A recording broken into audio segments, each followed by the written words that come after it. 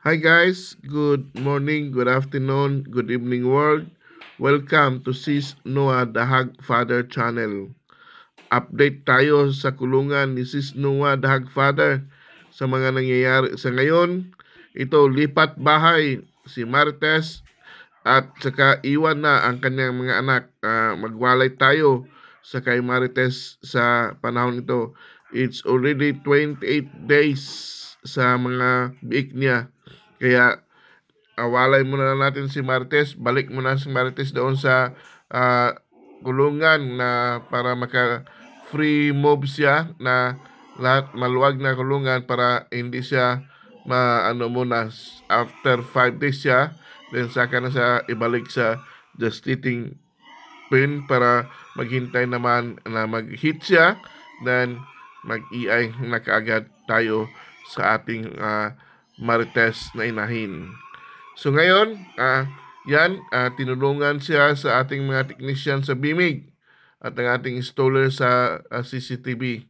Andiyan pa rin si Paul, si ah, Uncle Joe na tumutulong. Sila pa rin yung star dyan sa ating kulungan. Kaya ito si Marites, nandun na sa kanyang kulungan na maluwag. Libre siya dyan pa ikot-ikot muna, maglalakad-lakad muna para ah, ma malaki yung space niya.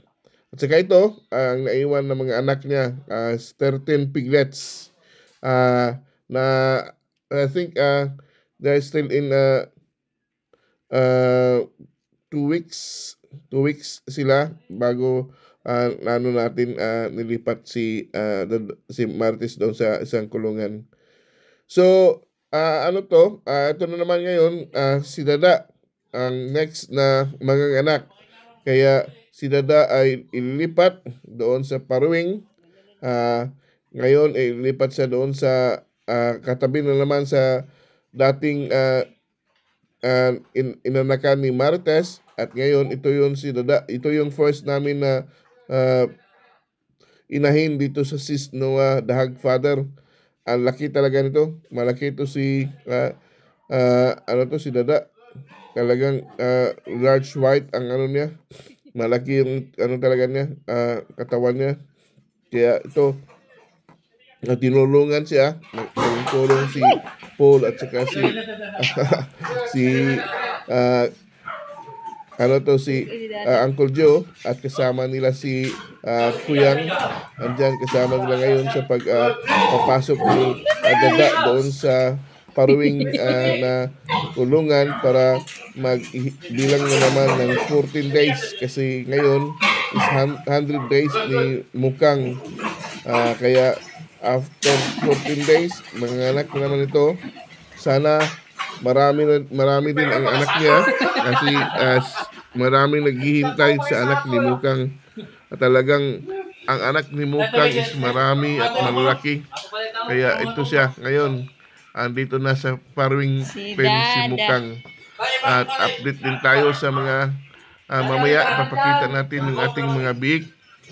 Yung anak ni Mukang na nawari na rin. Okay na? At 45 days na ang anak ni Mukang. So, ito, tapos na ang pag-install sa CCTV at saka nalipat na rin si Dada. So, lalabas na sila. Kasi tapos na yung trabaho ng ating mga BIMIG. Kasi bawal silang lumabas kung hindi pa matapos yung gawin nila sa loob kasi naka-biosecurity sila. Talagang bago sila pumasok, naliligo muna at lahat ng gawain sa kulungan talagang gawin nila bago sila lalabas kasi hindi na pwede silang bumalik sa loob kung hindi na naman maliligo ulit. So, ito po si Dada. Si Dada ang ating first na inahin. Tingnan nyo ang laki.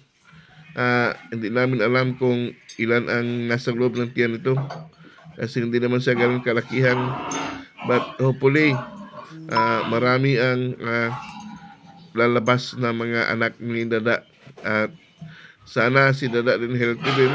Kung lalabas yung mga anak niya, sana healthy din siya at saka alam naman natin na si Dada talaga magaling alaga ng mga anak. kahit ilan yung anak niya, magaling siya mag-alaga at saka magaling magbigay ng gatas din. Pero sa ito, na 100 days na siya. So, umpisa na yung lactating na papakain sa kanya hanggang manganganak na siya. At ito nga, ipanalangin natin na sana maraming anak si Dada. Ito yung, I think, third parity ni Dada. Third parity ito ni Dada. So, ito na po ang ating mga biik na naiwan ni Marites.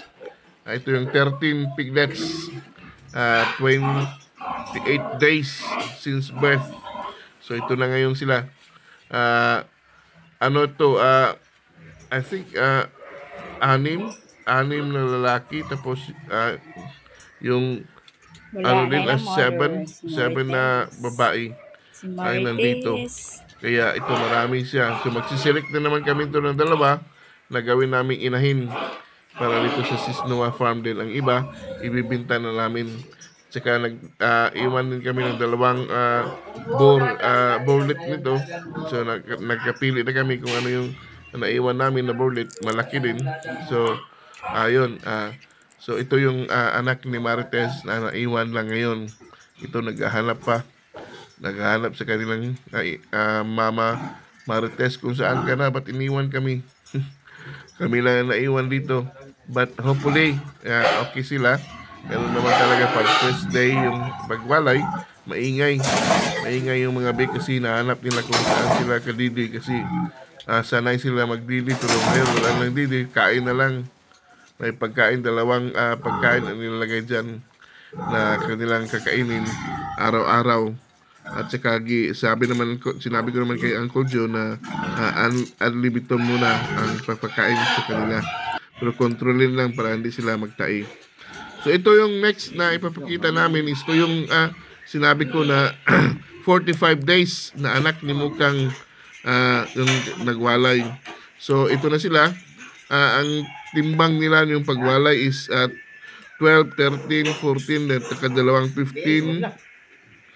At saka isang 16, tapos dalawang 13 yata yun. Basta, nag-average sila sa 12 ang timbang nila sa average nila, 12.5. So, maganda yung mga katawan nila. Isang bullet din ang napili namin to kasi isa lang lalaki dito. Tapos, yung 6 is puro babae. So, nakapili na rin kami ng dalawang babae. 16 na didi ang napili namin, dalawa. At ito yung dalawa na napili namin na puro malaki. So, puro malaki yung napili namin na iwan din. Tapos itong 4 na maiwan na hindi namin na-select, ibibinta namin sa kung sino yung bibili ng large white na breeding. Pure large white ito kasi ang mama is large white, tsaka ang papa na ginamit na semen is large white food. So, ito sila. Ito yung mga lucky 7 piglets ni Mukang. Kaya kasama natin sila ngayon para gawin nating inahin at ibinta natin, at saka yung bullet din na kasama natin doon sa ating mga gawin na ilagay dito sa ating kulungan na maging din natin susunod pag malaki na maging breeder din natin. Sige, shout out muna tayo sa ating mga subscribers at saka sa palaging nandyan sumusuporta, lalong-lalo na kay Walter Vlogs, the new subscriber, Sulit Mix TV, HG Officials Vlog, kay Magbubukid, Asis Kalayo Vlog, kay Goro Disa, Farmboy TV, John Mark Fuentes Marquita, kay Visalog, sa kay Food and Travel Vlog, Margie Jasmine, The Pinoy Panel Better Kuya J, Hernani Retis.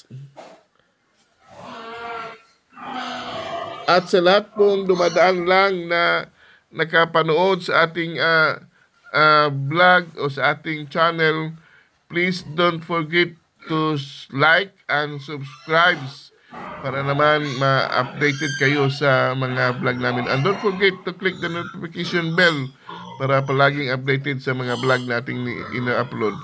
At sa lahat dyan ng mga magbababoy sa agriser, sa Pilipinas at kung saan ka man sa buong mundo, mabuhay po kayo at magpasalamat tayo sa Diyos na sana mawala na yung SF at magpatuloy tayo sa ating pagbababoy. At saka yung babalik naman sa pagbababoy, good luck sa inyo at sana nasa mabuti kayo at mabangon tayo sa ating mga gawain dito sa ating pagbababoy. Sa lahat ng magbababoy, sa ating mga subscribers at sa Hagriser, mabuhay tayong lahat and God bless us all.